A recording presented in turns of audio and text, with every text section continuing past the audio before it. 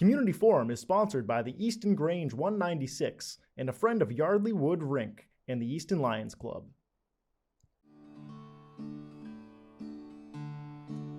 There's a storm across the valley, the clouds are rolling in. The afternoon is heavy on your shoulders. There's a truck out on the 4-lane, a mile or more away. The whining of his wheels just makes it colder. Welcome to Community Forum. My name is Priscilla Almquist-Olsen, your host. Today is January 25th, 2024, and this is a part of our series, Introduction to Easton's Clergy. And it gives me a great deal of pleasure to welcome to the show Father Neil Wack, or as he would say, Wack, and Michael Zonghetti. So I want to welcome both of you. Thank you so much for coming. Thank you, Priscilla. Great to be here. Yes, and Mike is the deacon at Immaculate Conception. Father Neil is the priest, but he also has another interesting job we're going to learn about. So welcome. So tell us a little bit, Father Neil, about your origins, where you grew up, where you came from, and what compelled you on the priesthood journey. Okay. In 10 words or less, huh? Yes. Great, okay. Well, I was born in South Bend, Indiana, right near Notre Dame, the University of Notre Dame, and I'm the youngest of 10 children. I know, everyone gasps when I say that. There are 2 girls and then 8 boys in a row, and I'm the youngest of those 10. And born in a very kind of typical Midwestern family. My father was a family practice physician. My mother was a nurse, and just kind of grew up as you normally would, I guess, in the Midwest in the 1970s, which may not seem so normal. But we lived very close to our family church, and so I was able to actually walk there and serve at the masses and get to know the priests and the brothers that were assigned there, and just was very interested in their life. Our great uncle also was a priest, and so he kind of introduced us into that life as well. But should I keep going? I'll keep going. Yes. Right, sorry. So after grade school and high school, I went off to college at Purdue University, which is there in Indiana. I studied computer science. And as I was finishing up with that degree, my brother Bill actually was ordained a priest. And so I went to visit him to see how he was doing, figuring he would need some consoling possibly, that he couldn't possibly really enjoy this life. And I was just pleasantly and wonderfully surprised to see how joyful he was after his ordination and during his time at his parish. And then I thought, well, that will fade over the course of time, but it just never did. And so I thought I'd better investigate this. So I finished with Purdue University. I worked for 4 years in computer science. I was a computer consultant. And then at the end of that, decided I better go in and just figure this out. And so gratefully, the Lord called me to study theology and philosophy. After 5 years and still trying to figure it out, there was a wonderful call that came through clearer than anything I could even have imagined, that this is where I'm supposed to be. Kind of echoing the words of Mary, our mother. I am the servant of the Lord, may it be done to me according to thy word. So that was my first assignment, was out in Colorado Springs, and then I came to my home parish actually for another 10 years, and then a few more years in administration, and I've been here in Easton for about 2.5 years at Immaculate Conception, and just enjoying pretty much every minute of it. Yes, and well, that's quite a history, and the youngest of 10. Yes, ma'am. So you really were spoiled. Oh, no.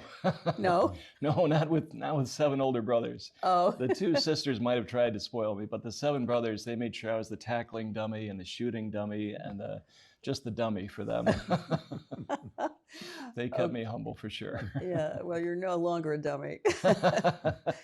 And I understand that you were in charge of the brothers over at the retreat at Stonehill College. Yes, ma'am. And tell me a little bit about your position there. Great, absolutely. So I was assigned to be the local superior at Stonehill College. That there's 24 of us Holy Cross priests and brothers that live there, most who minister at the college. Some actually are at the Father Peyton Center next door. There's one that is a VA chaplain, one who works for the Archdiocese of Boston, some who are just retired and have done amazing ministry in their lifetimes. And so my job is, well, it's kind of like what you might see in the movies. I'm not Mother Superior, though.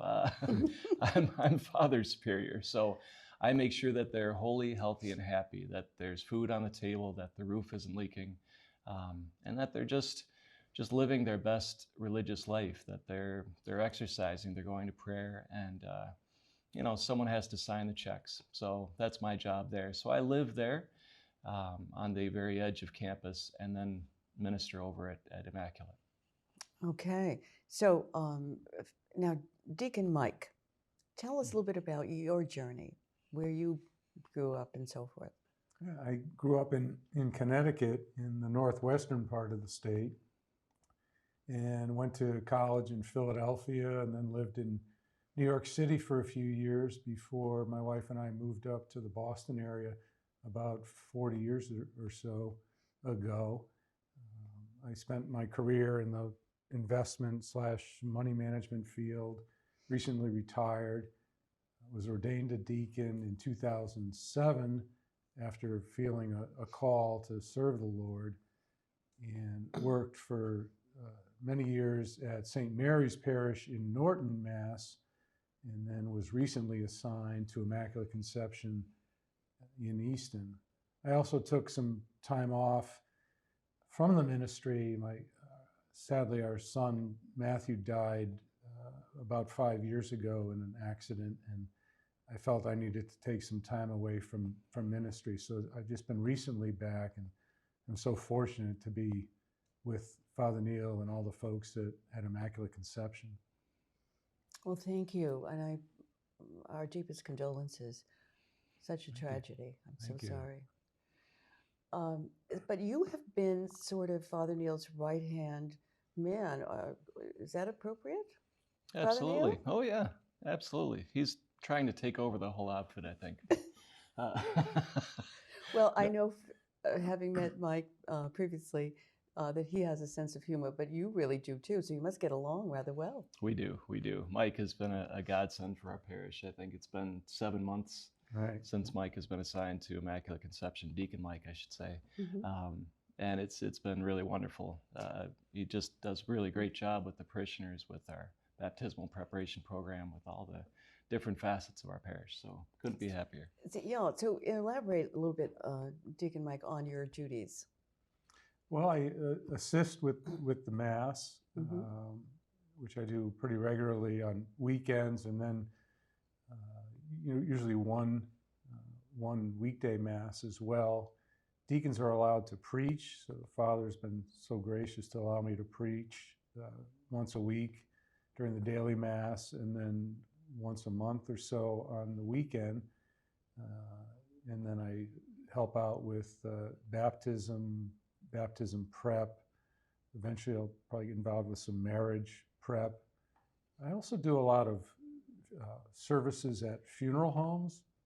There seems to be a trend to maybe away from funeral masses in the church, and there are more services at funeral homes. So I've been helping out a few of the funeral directors in the area with those services and burials. So, and a lot of I try to have as much interaction with the parish community as possible. I like to see folks, outside of just the Mass setting. So I try to get together for coffee and meals, and get to know the folks a little bit better. Go to some of I know one's a high school basketball coach, so I go to some of his games. So it's fun to also see the folks in the community, in their lives. Yeah, well, that's wonderful. So you go above and beyond. And we met at the community Thanksgiving service at the local temple. I'm always going to say this wrong. Kai Shalom. Did I say that right? Rabbi Ken? And then, of course, we met again when you were at the Kane Funeral Home giving the message and leading the memorial service. So, and you did a wonderful job. So, Father Neil, you're very fortunate. You've got a great guy here. Very much so, yes. Yeah. Yep. So, tell me what the challenges you face, Father Neil. What are the major challenges today? Well, you can't help but start with the nuts and the bolts of the operation, which is, it's a wonderful church. It was built in 1902, started in 1902, finished in 1904. So part of the challenge is just keeping up with the church building itself. This was a slate roof that's lasted for 120 years, but it might not last to 121. We're not sure. But the building's a building, and it's home, and it's such a wonderful, beautiful place to be. But of course, the church is the people of God that are there, and so perhaps the challenge is continuing to invite people to be part of that faith community and to, in some ways, come back, right? We've certainly had, I think, across the denominations, across the different faith communities, there has been a slow recovery, if you will, of people coming back after the worst of the pandemic.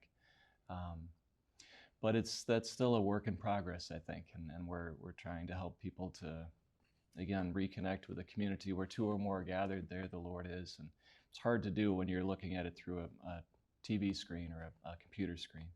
So I think that's probably our biggest challenge. And then how to go out and to reach folks who may not have heard the gospel. We're in kind of a different environment now, I think. They would call it the post-Christian age, where they say that folks just may not have even heard about the gospel or had that culture to grow up in. And so it's almost like a new apostolic age where we're like those apostles, kind of going back to basics. Here's who God is and what the Trinity is about and what Jesus Christ was about and is about for us today.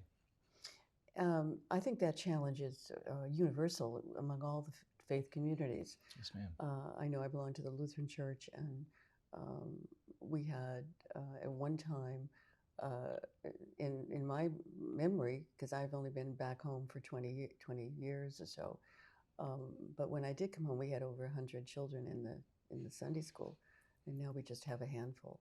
So, but we're doing ministries. We're reaching out. We're part of the Father Bill's program. Every Tuesday, we make 120 lunches for the children. Wonderful. And once a month, supper for 160. And that's largely due also to Pastor John Polk, who is very much about outreach and ministry beyond the local church or local parish. Wonderful. So, but we do share that challenge, and I think someone once said to me recently, well, people have gotten out of the habit. And I thought about that. Is it really a habit, Mike, that people get into? I mean, is that part of the problem, that they're staying home and looking forward to the Sunday football game and whatever? Yeah, I think there's a sense of, or there can be a sense of complacency. And as you mentioned, we're all creatures of habit, and sometimes we're creatures of bad habits. And so sometimes it takes something to shake you up a little bit, maybe get you out of your complacency and self-reliance. Sometimes dependence can be a good thing, particularly dependence on God. Today we celebrated the feast of St. Paul's conversion. He had been a sinner, and he converted to Christ, and he was blinded by the light. And sometimes, we need something like that to happen in our lives to kind of humble us, to put us in a better position to be open to God's message. Very well said.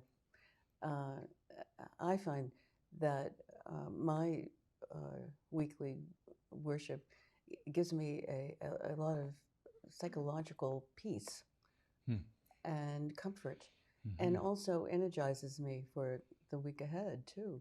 So it's not just all about quiet emotion. It can be also revving one up to get out there and do what's meaningful in your life. And today, this program is meaningful to me. I hope it's meaningful to you and to the viewers, because it's so important to introduce the clergy to viewers. Many of you don't know the priests, rabbis, and pastors of your local community. And so it's very important, I think, to see somebody in the flesh so that you get an idea of their humanity and also obviously their dedication. And it might hopefully lure some of you who have become complacent, as Deacon Mike says, to come back to your church, your synagogue, and check them out. Right. And it doesn't mean that you're going to be trapped forever and that they're going to pin you down and overwhelm you. No, just come back for a visit, shall we say, and see how you feel. And I bet that you're going to feel pretty good. So, tell me the offerings that Father Neil that you have in your church. We have, for the weekend masses, there's a mass at 4:30 on Saturday. That's our vigil mass. And then on Sunday morning at 8 o'clock and 10:15. Those are our weekend masses. We also have daily mass Monday through Friday at 8 o'clock in the morning. There's confessions on Saturday at 9 o'clock. There's options during Lent for sure, Stations of the Cross and things like that, but we'll have that on our website for that schedule. And then different opportunities for faith formation.